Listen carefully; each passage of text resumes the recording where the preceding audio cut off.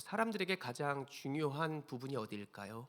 사람의 몸 중에 가장 중요한 부분이 어디일까? 의사들에게 물었습니다. 보니까 1위가 자막을 보시는 바와 같이 뇌와 척수라고 하는 것이고, 두 번째가 심장과 허파다, 세 번째로는 간과 콩팥이다라고 의사들이 말했다고 합니다. 뇌와 척수가 왜 중요할까? 뼈 중에 가장 단단하다라고 하는 두개골과 등뼈 속에 있는 것이 뇌와 척수라고 하는 것이죠. 뼈다귀 해장국을 먹어보신 분들이 있다면 살을 바를 때 힘들죠. 그만큼 뇌와 척수가 중요한 것이구나라고 한다는 사실도 알게 되는 것입니다. 뇌가 왜 중요한 것입니까? 우리의 몸과 또 우리의 신체가 이렇게 아무리 움직이고 행동한다 해도 우리의 뇌가 기억하지 못하고 누구인지 알지 못하고 그리고 지난날의 추억을 깨닫지 못한다면, 앞으로 어떻게 살아갈지도 계획하지 못한다면 그 인생은 정말 불쌍한 인생이다, 헛되다라고 해볼 수 있는 것입니다. 척수 또한 무엇입니까? 그것은 중추신경계입니다. 척추 안에 있으면서 우리가 민첩하게 움직일 때 신경세포가 움직여서요, 스스로 판단해 바로 움직이게 하는 그것이 척수라고 합니다. 또한 우리의 생리적인 모든 현상까지도 컨트롤할 수 있는 컨트롤 타워가 척수다. 이만큼 뇌와 척수가 우리의 몸에 중요하다는 것이죠. 그렇다면 하나님께서 우리에게 가장 중요하다라고 여기시는 것이 무엇일까요? 바로 이것인데요. 우리가 잠언 4장 23절의 말씀을 읽어봅니다. 시작. 모든 지킬 만한 것 중에서 더욱 네 마음을 지키라. 생명의 근원이 이에서 남이니라. 아멘. 하나님은 사람을 창조하시면서 자유의지, 자유선택의 주권, 그것을 허락하셨습니다. 무엇이든 택할 수 있는 마음을 주셨다는 것이죠. 하나님이 우리에게 선택하실 수 있는 마음을 주셨다. 그래서 하나님은 우리의 마음이 중요하다, 그래서 지켜야 한다라고 말씀하는 것입니다. 태초에 뱀이 있었죠. 아담과 하와는 하나님과 함께하며 마음을 합하며 그렇게 순종함으로 지냈습니다. 그런데 뱀이 강교한 것이라서 그들의 마음 가운데 무엇을 줘요? 불순종을 주는 것이죠.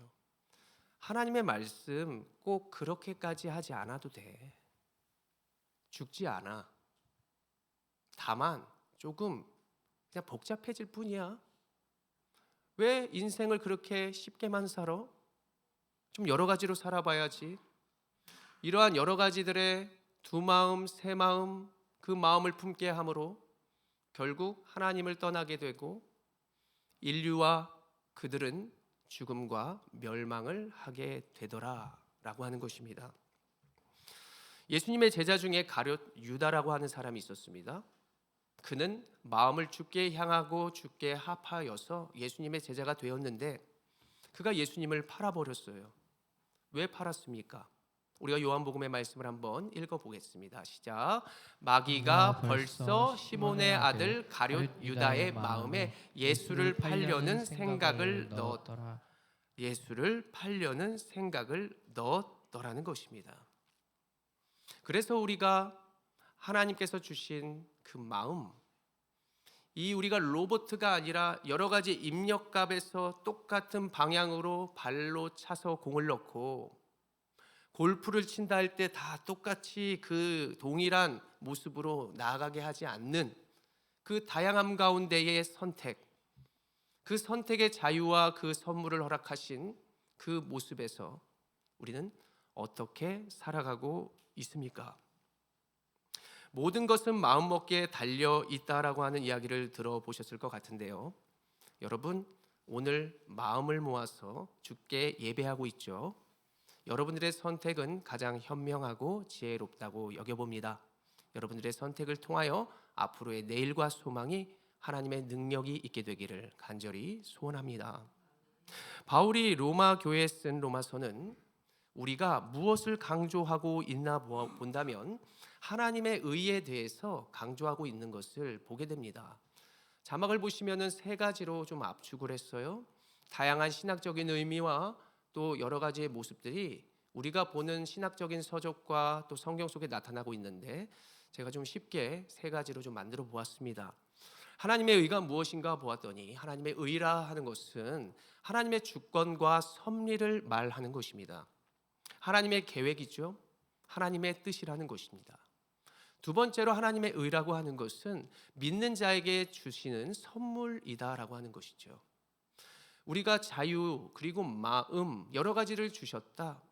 자유와 모든 마음은 주께서 주시는 것인데 하나님께 있는 것을 믿는 자에게 준다는 것입니다.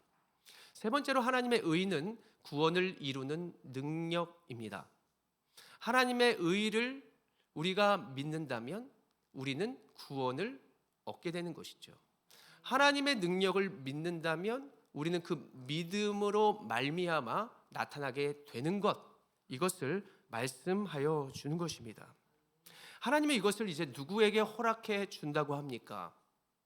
말씀 읽어볼까요? 로마서 10장 10절의 말씀 시작. 사람이 마음으로 믿어 의에 이르고 입으로 시인하여 구원에 이르느니라. 아멘. 우리가 마음으로 믿으면 하나님께로 나아가게 되고 그분의 것이 결국 나의 것이 될 수 있다라고 하는 말씀이죠. 하나님의 의는요, 복음과 밀접한 관계가 있습니다. 하나님의 의는요, 관계성을 말하는 것입니다.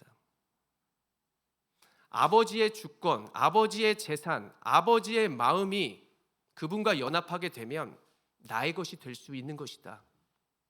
영원한 생명 믿으면 나의 것이 되는 것이다.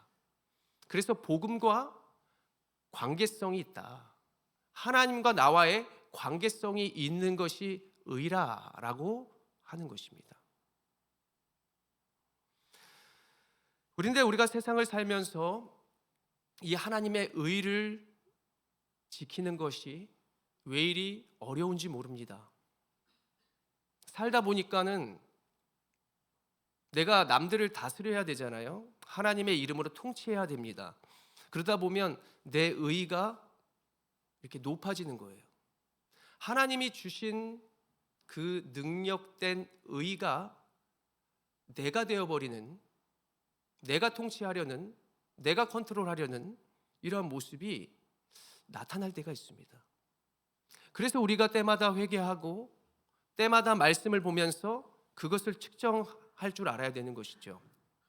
언제든지 회개할 수 있고 언제든지 예배할 수 있도록 하나님이 하시는 것은 우리가 살면서 요동할 수 있게 되고 우리의 마음이 또 세상의 유혹을 받게 되는 것을 너무나 잘 아시기 때문에 언제나 회개할 수 있는 길과 예배함으로써, 기도함으로써 우리의 스스로를 계속해서 겸손하게 다스려 갈 수 있도록 하나님은 은혜를 주신 것입니다.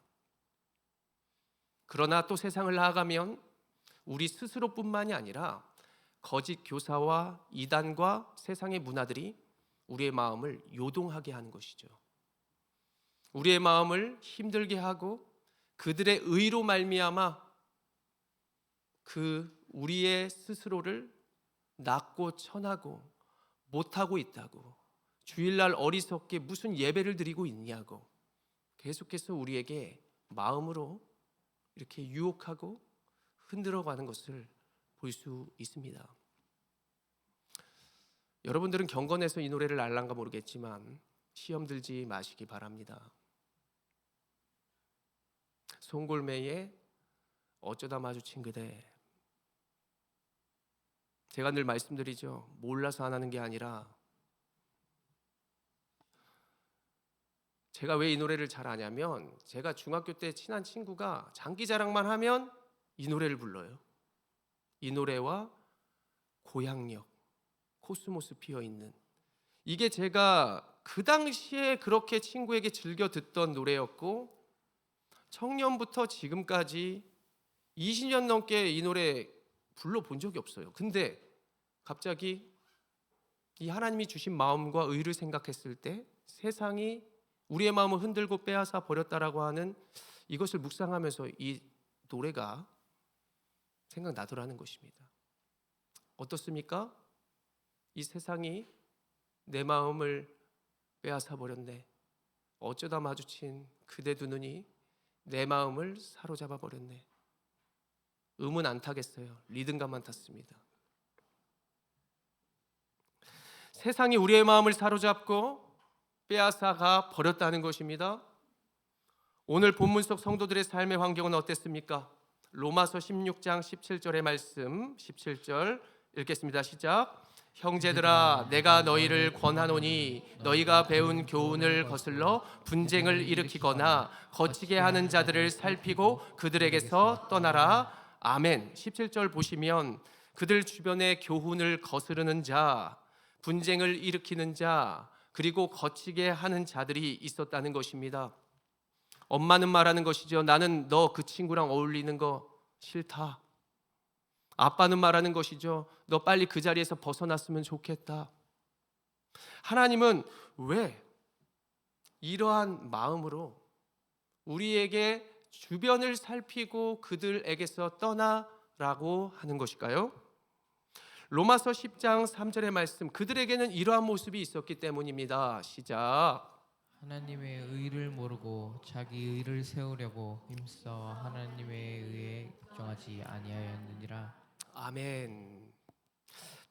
자기의 자리를 이탈하니까 그래요.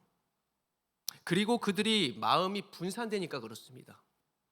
불순종으로 말미암아 감사할 것을 불평으로 낳게 됨으로써 하나님이 그들의 마음 가운데 주의를 살피고 그리고 그 자리를 떠나야 한다는 것입니다. 가나안 정탐꾼도 그랬어요. 마음에 여러 가지가 분산되고요. 믿음을 갖고 떠났는데 눈앞에 여러 가지의 영향으로 인하여 마음이 요동하는 것입니다. 우리는 메뚜기와 같고 우리는 죽었다. 불평하는 것입니다. 악평하는 것입니다. 우리도 이러한 말씀과 우리의 인생을 돌아보았을 때 나도 이 여러 가지의 세상에 요동하고 살게 되었을 때 어떠한 결과를 여러분들 맞게 되었습니까? 저는 세상에 요동하고 세상의 감정과 함께 살아보니까 결국 후회만 남게 되더라고요. 내 인생은 이렇게 얼마나 돌아왔는지 모릅니다. 물론 저보다 더 돌고 있는 사람들이 있을 수 있습니다. 지금 머리로 생각해 보면 후회할 것들, 그리고 우리를 괴롭힐 것들을 너무나 잘 아는데 우리는 왜 이렇게 세상으로만 나아가기만 하면 쉽게 순종하고 그것에 미혹되는지 우리가 잘 모르지 않겠습니까? 이것을 죄의 결과라고도 볼 수 있지만 결과적으로는 따라해 볼까요? 중독됐다. 중독됐습니다. 처음에는 오고 가다가 서게 되는 것입니다. 서다가 안주하게 되는 것이죠. 직장 생활하는데 오고 가다가 서게 되고 김 과장, 김 대리 앉아봐. 내 마음은 지키려 했는데 사로잡아 버린 것입니다. 하나님 아시죠? 불의를 보면 못 참는 나의 성격, 남들과 화합하려 하는 나의 마음. 분명히 음식이 중요한 것이 아니라 우리의 마음이 중요한 것인데 저는 정말 모두의 분위기 속에서 내가 곤드레만드레 맛있어서 즐겨해서 먹는 술이 아니라면 건강 때문에 먹는 어떤 알코올 섞인 발효된 어떠한 것이라면 저는 문제 없다고 생각합니다. 하나님이 알죠. 네가 지금 좀 세상 좀 즐기려고 먹고 있구나. 무엇 때문에 내가 그것을 하는지, 내가 과연 이것이 중독된 건지, 어떤 필요에 의해서 하고 있는지 하나님은 다 알고 있고 계시고, 그리고 우리가 그것을 하나님 앞에서 생각해 봤을 때 이것이 중독이냐 아니냐를 판단할 수 있을 거라고 여겨집니다. 이것이 술뿐이겠습니까? 도박 해보셨어요? 도박? 못해서 안 하는 게 아니에요. 중독 무섭습니다. 밤을 샙니다. 저도 군대에서 이 선임들 잘못 만나가지고 근무 올라가가지고 그거 하고 있고, 그때 만약에 북한 쳐들어왔으면 큰일 날 뻔했습니다. 우리 방공 다 뚫렸어요, 인천 쪽에. 그만큼 도박이 무섭죠. 타짜라는 영화 봐도 손 잘려도 하는 거예요. 그래서 하나님은 우리 보러 너희의 생각과 마음과 뜻과 힘을 다하여 주 너의 하나님 사랑하라. 얼마나 우리가 많은 것에 요동하고 세상의 거짓 교사 때문에 힘든지를 알면서, 그래서 너희 내 안에 거함으로, 내 사랑 안에 거함으로 살아가야 한다라고 그렇게 누차 이야기를 하는 것입니다. 우리의 관심사가 결국 다 취미가 될 것인데, 그 취미 가운데 나는 과연 무엇을 다스리지 못하고 결국 노예가 되어 살아가는가? 결국 나의 소중한 것까지 악에서 빼앗기고 악에게 빼앗기고 우리는 우리의 후회하는 그러한 삶을 살게 될 수밖에 없습니다. 그래서 시편 기자는 우리에게 이렇게 말씀을 전해주는데요, 우리가 복 있는 사람인 줄로 믿고 읽어봅니다. 시작. 복 있는 사람은 악인들의 꾀를 따르지 아니하며 죄인들의 길에 서지 아니하며 오만한 자들의 자리에 앉지 아니하고. 아멘. 우리가 중독이라는 것과 죄라고 하는 것은 따르다가, 그리고 서다가, 자리에 앉다가 다 마음을 빼앗겨 버리는 것입니다. 제가 먼저 말씀에 앞서 하나님의 의에 대해서 말했죠. 복음, 하나님과의 관계성, 연합. 세상을 살다 보면, 미혹되고 중독되다 보면 하나님과의 관계가 깨지게 되고, 가족 간의 관계가 깨지게 되고, 그리고 성도들 간의 관계가 깨지게 되면서 분쟁과 다툼과 세상의 모습들이 나타나게 됩니다. 세상이 교회를 왜 욕을 할까? 우리가 우리 교회들을 보면 문제없는 교회 없다라고 이야기를 하지만, 목회자들이 설교하면서 말씀보다 정치 얘기 많이 하고, 그리고 어떤 여러 가지 세상 얘기 많이 하는 그런 교회 성도들의 얘기를 들어보면 되게 힘들어해요. 그나마 하나님 보고 하나님 사랑하고 성도들과의 교제가 기쁘고 해서 교회를 다니는데, 이 하나님의 교회와 세상은 별다를 게 없는 것이구나. 그리고 여러 가지의 서로 소그룹 모임이나 교제하라고 시간을 주었더니 다른 얘기를 하는 것이죠. 세상에 썩어진 우상이나 그러한 문화나 뭐 어디가 올랐냐 내렸냐, 꼭 그것을 교회 앞에서, 교회 안에서 하다 보면 결국 서로 다른 생각과 그리고 환경 가운데 시기하고 문제가 생기는 그러한 경우를 우리가 보게 되는 것입니다. 그래서 하나님은 바울을 통해 거짓 교사의 특징에 대해서 계속해서 말씀하고 있는데요, 로마서 16장 18절의 말씀을 같이 한번 읽어봅니다. 시작. 이 같은 자들은 우리 주 그리스도를 섬기지 아니하고 다만 자기들의 배만 섬기나니 교활한 말과 아첨하는 말로 순진한 자들의 마음을 미혹하느니라. 아멘. 로마서 16장 18절의 말씀을 제가 세 가지로 조금 준비해 봤습니다. 이 거짓 교사들의 특징과 세상의 모습은 예수님을 섬기지 않는다는 것입니다. 이것을 단순히 예수를 믿고 안 믿고에 대한 문제가 아니라 예수를 예배하고 예수를 바라보며 살아가지 않는다는 거예요.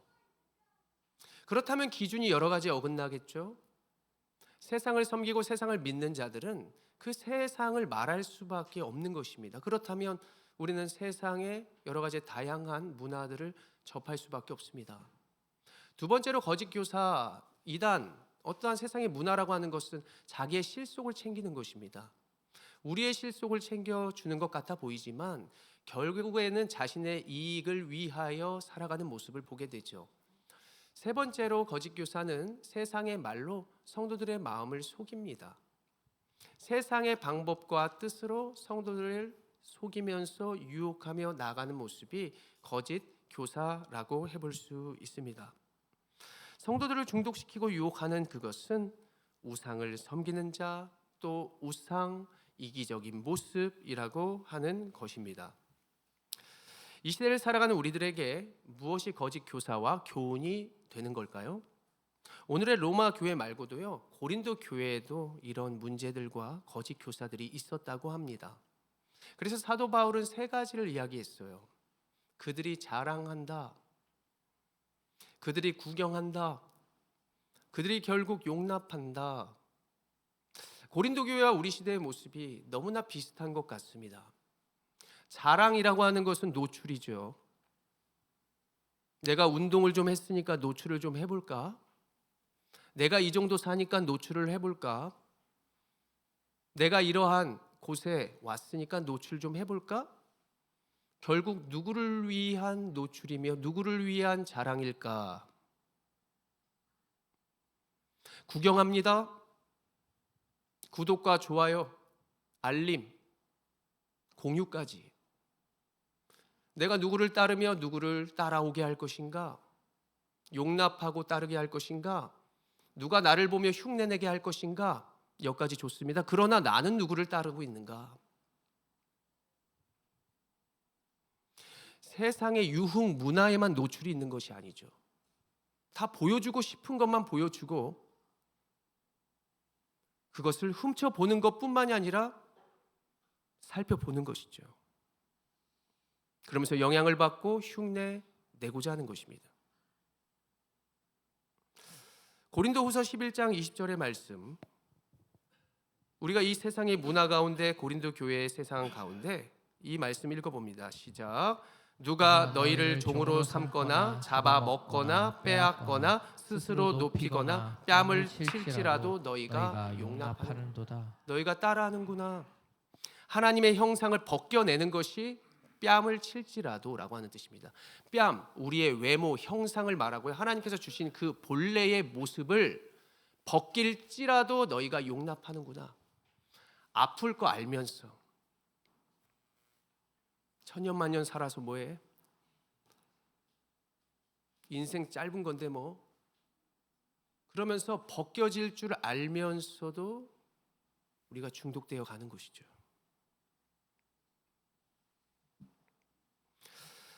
우리가 하나님과의 관계에서 점점 멀어지고 있는 것은 아닌가? 무엇이 나를 멀어지게 하고 있는 것일까? 내가 무엇을 하게 되면 시간이 2시간, 3시간이 돼도 지나간 것을 모를까? 여러분들, 이게 바로 우리 이웃의 이야기인데요. 저는 어떤 엄마가 아이를 태운 유모차를 끌고 가면서 핸드폰 보는 거 봤거든요. 물론 그 앞에 전방 1m, 2m에 큰 장애물 없어요. 한 손으로는 유모차를 끌고 한 손으로는 핸드폰을 보고 앞에 유모차에는 아이가 타고 있다. 이제 건널목이 다가오고 신호등 앞에 섰습니다. 바퀴가 살짝 횡단보도 앞에 걸치더니 그게 앞으로 가는지 모르고 핸드폰 보고 있는 거예요. 제가 차를 타고 가면서 빵했어요. 위험해요. 그러면서 속으로 무엇을 생각했을까? 비단 저것이 저 엄마만의 이야기일까? 주전자가 팔팔 끓고 있고 내 자녀는 아픔과 세상 가운데 신음하고 있고 누군가는 응급실에서 죽어가고 있고 누구는 한 푼이 없어서 자살을 생각하고 있는 그때에 우리는 무엇에 빠져 헤어나오지 못하고 있는 것일까라고 하는 질문, 이것이 그때의 기억과 경험으로 생각나게 되었습니다. 오늘 말씀을 들으며 무엇이 나의 마음에 요동치고 있습니까? 그것이 여러분들의 사명이 될 수 있고요. 그것이 여러분들의 중독된 것일 수도 있고요. 그것이 하나님께서 바라는 그런 마음일 수도 있겠습니다. 독일의 양심이라고 불리우는 신학자 본 회퍼라고 하는 사람이 있죠. 1906년에 태어나 1945년에 이르기까지 40이 되기 전에 그는 목숨을 잃었습니다. 저보다도 젊은 나이에 하나님을 왜 이렇게 훌륭한 사람들은 일찍 데리고 가시는지는 모르겠지만 이는 독일의 양심이라고 불리는 신학자였습니다. 그 당시 세상의 우상과 대세라고 했던 독일에 나치에 반대하며 히틀러에 반대하며 신앙과 믿음을 포기하지 않고 주님의 마음을 전했던 사람입니다. 1933년 독일 교회는 히틀러에게 복종해서 마치 신사참배하는 것처럼 그들의 뜻을 따르고 사람이 처형되는 모든 것들을 모른 척하며 그리고 현실을 한탄하는 것보다 인정하면서 살아갔던 그때였습니다. 보네퍼는 그 당시 라디오나 지금 신문 이것을 통해서 이것이 잘못됐다. 독일 교회가 잘못됐어. 히틀러가 잘못됐다고 라고 하는 것을 전하려고 힘쓰고 애썼습니다. 그러다가 그것을 불복종한다라고 여겨서 결국 강제 수용소에 끌려가게 되죠. 그는 여러 가지의 시와 그리고 작사들을 하면서 하나님께서 허락하시는 그 여생을 계속해서 감사와 기도와 나라가 잘 되는 마음으로 계속해서 나아갔다고 합니다. 결국 39세의 나이로 히틀러를 암살한다라고 하는 누명을 쓰며 죽게 되는 것이죠. 하나님은 이 세상의 문화와 거짓 가운데 우리가 무엇을 하기를 원하실까요? 각자의 분량이 있을 것입니다. 하나님의 마음에 지금 움직이고 요동하게 하는 그것이 있을 것이에요. 우리가 결단하고 하나님을 향하여 나아가는 그런 마음의 도전이라면 하나님은 그 마음과 도전 가운데 분명히 함께 하실 줄 믿습니다. 그런데 그것이 나의 의고 세상의 문화의 잘됨이고 누군가를 따라함이고 흉내내는 것이라면 하나님이 진정한 자녀에게 그것을 허락하실까요? 그것은 아마 사단이 유혹하기 위한 미끼일 수가 있습니다. 분명한 마음 가운데 아픔, 떨림, 울림, 많은 생각들이 거쳐가는 그 영역에서 우리는 떠나야 할 수 있고 아니면 다시 다가와야 할 수 있는 그러한 시간이라고 지금 생각합니다. 여러분들이 하나님의 뜻대로 잘 살기를 바라십니까? 두 가지만 기억하시기 바랍니다. 저를 따라합니다. 우상을 비우고 하나님의 것을 채우는 방법. 하나님의 것으로 우상을 밀어내는 방법. 두 가지밖에 없어요. 둘 중에 하나만 선택하면 되는 것입니다. 이것을 위해 우리가 노력하며 선한 능력으로 살아가야 할 것인데 잠시 눈을 감아볼까요? 잠들어 버리시면 안 됩니다. 지난 날과 지금 우리의 주변을 돌아봅시다. 사랑하는 자녀를 위하여 어떻게 살아오셨습니까? 우리의 직장과 사업터를 위해서 어떻게 나아가셨습니까? 그리고 여러분들의 주변에 무엇이 있었습니까? 무엇이 나의 주변에 무엇을 위해서 내 옆에 있었을까요? 그것이 얼마나 나를 가치 있고 존귀하게 만들었을까? 도리어 나를 삭막하게 만들고 나의 피를 말리고 있지는 않았는가? 나와 우리의 가정은 정말 순간적인 선택이 아니라 어떤 것을 믿고 마음 가운데 의지해야 할까요? 지금 성령 하나님께서 나의 마음에 주시는 하나님의 음성에 여러분들의 오감을 다 하나님께 올려드리며 한번 느껴보십시오.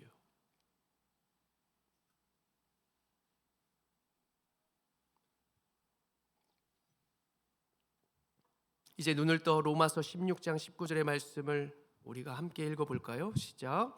너희의 순종함이 모든 사람에게 들리는지라. 그러므로 내가 너희로 말미암아 기뻐하노니 너희가 선한데 지혜롭고 악한데 미련하기를 원하노라. 아멘. 사람들이 저에 대해 말하기를 이전보다 몸무게와 살은 많이 빠졌지만 참 보기에 좋다라고 이야기하는 것을 듣습니다. 여러분들 지난날에 사진첩에서 사진을 꺼내 보시면 내가 어린 시절 먹고 살기 힘들고 그 시골과 어려운 곳에서 여러분들 그 사진 찍은 걸 보세요. 인위적인 요즘의 증명사진 말고요. 어떻습니까?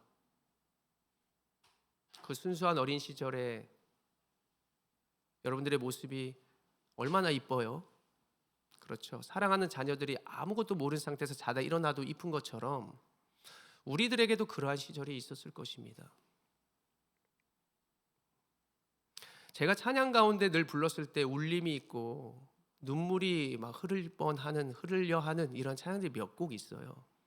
그런 대부분의 가사들은 나의 모습 나의 소유 주님 앞에 드립니다. 아까워서 눈물이 나는가? 이미 요단강을 건넜고 세상 즐거움 다 버리고 세상 자랑 다 버렸네. 너무나 하고 싶은데 놀고 싶은데 이제 못하니까 억울해서 눈물이 나는 것일까? 가끔 너무나 투정 부리고 싶을 때가 있어요. 목사가 어느 정도까지 할 수 있는 것인가? 몇 번 이전에 제가 말씀드렸죠. 권사님들한테 제가 전도사 시절에 권사님 설교 도입부에 그런 거예요. 권사님 저는 술집에 가서 춤을 춰도 돼요 안 돼요? 안 되죠. 그럼 권사님은 돼요 안 돼요? 우리는 되죠. 왜 나만 안 되는 거예요? 그래서 눈물이 나는 걸까요? 예수밖에는 없네. 주님께 나를 받아 주십시오. 나를 받아 주십시오. 이것밖에 없습니다. 전도사 시절에는 전도사님 하는 얘기가 너무나 듣기 싫었죠. 부담스러웠어요. 신학교 4학년 때까지 사역을 안 했기 때문에 학교에서 행정실에서 전도사님, 저 전도사님 아니에요. 근데 전도사가 되고 강도사가 되고 목사가 되고 타이틀이에요. 목사님. 아무렇지가 않고 죄 가운데 살아가도 아무렇지 아니한 내 마음의 모습을 보면서 과연 내가 잘 살고 있을까? 내 마음을 누가 알아주고 누가 붙들어 줄까? 가족이 있어도요, 외로운 거는 어쩔 수 없습니다. 아무도 모릅니다. 여러분들도 다 각자의 인생에서 그리스도인으로서 살아가는데 어려움이 있을 것입니다. 때로는 믿는 자인 것을 숨기고 싶을 때가 있고요. 믿는 자임을 말하면 그것이 부담스러워 때로는 피하거나 힘들어할 때가 있다는 것이죠. 그런데 여러분들, 오늘 하나님이 우리에게 이 말씀을 주시는 이유가 무엇일까요? 모든 것이 마음먹기에 달려있다. 믿음대로 될 것이다. 그래서 이제는 더 이상 내가 아까 마음에 주신 그 울림과 부담과 감동에서 너가 하는 게 아니라 하나님이 하는 의가 너한테 있는 것이고 믿음으로 말미암아 살아갈 때에 너희가 살 수 있는 것이고 네가 그것을 선포할 때에 중독되지 않고 나의 정체성이 되어서 너의 뜻을 내가 이루어 가겠다 라고 하는 것이 의인된 삶이요 여러분들의 인생이라는 것을 꼭 기억하시기를 바랍니다. 각자의 모습에서 우리의 주변에 이제 한 걸음 나아가게 될 것입니다. 나가면서 여러분들의 마음먹기에 모든 것이 드러나게 되어 있을 것이고 선포가 되어질 것인데 여러분들 마음에 세상의 것, 또 여러분들의 것을 담는 게 아니라 살아계신 하나님의 말씀, 그 하나님께 드리는 기도, 그 모든 것들의 진실함을 담아서 이 세상을 진리로, 선으로 악을 이기는 여러분들의 인생 되어지시기를 간절히 축원합니다. 골로새서 2장 3절의 말씀 하나님께서 이것을 허락하십니다. 2장 3절 시작. 그 안에는 지혜와 지식의 모든 보화가 감추어져 있느니라. 아멘. 주님 안에 여러분들의 소원이 있습니다. 기도하겠습니다.